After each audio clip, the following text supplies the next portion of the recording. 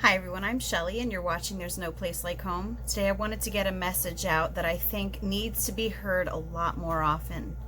Ordinary families can homeschool too.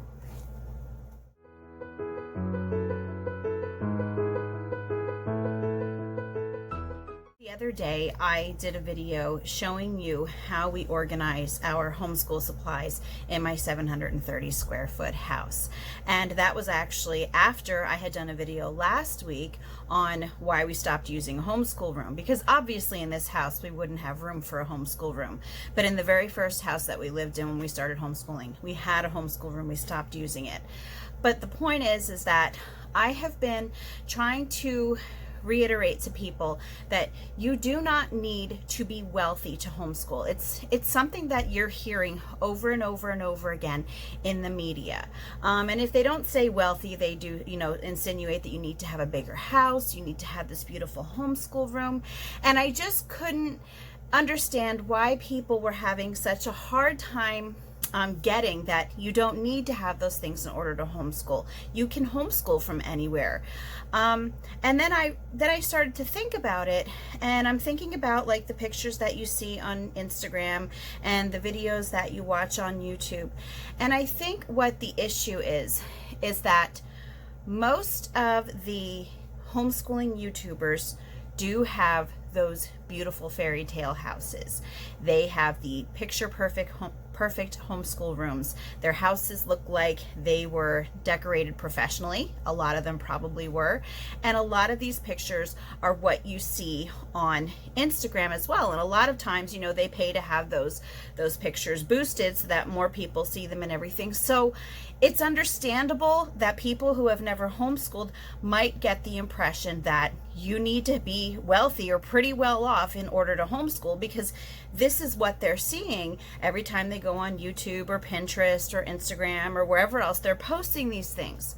And that's why I thought that it was really important to just get out to you that if you're just an ordinary family, and by ordinary I just mean that you live in a modest house, and your house doesn't look like it belongs in Better Homes and Gardens, or your house wouldn't be on Pinterest, it doesn't mean that you can't homeschool. And if you do homeschool, I'm going to start encouraging everybody who has a home that is not one of those beautiful houses to just don't be ashamed of it. Don't be ashamed of posting your real life.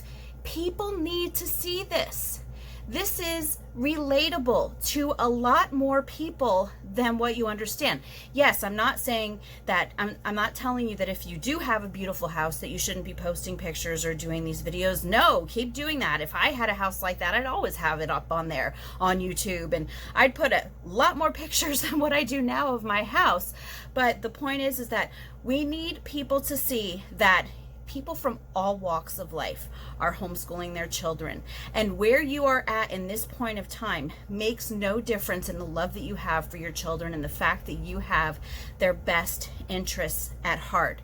We need people to see other families who are more like them so that they can understand that they can do this. A lot of other people are doing this, and you don't need to be of a certain means in order to have this life with your kids.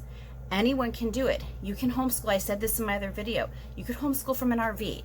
You could homeschool from an apartment.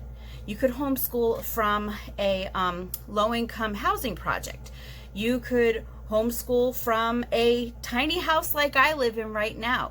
You don't need to have these extravagant homes. And yeah, I know that a lot of times I like to watch videos like that just because I find them to be inspirational and they kind of give you goals. But when I look at those pictures and videos of these beautiful homeschool rooms, I kind of think of that as like hashtag goals.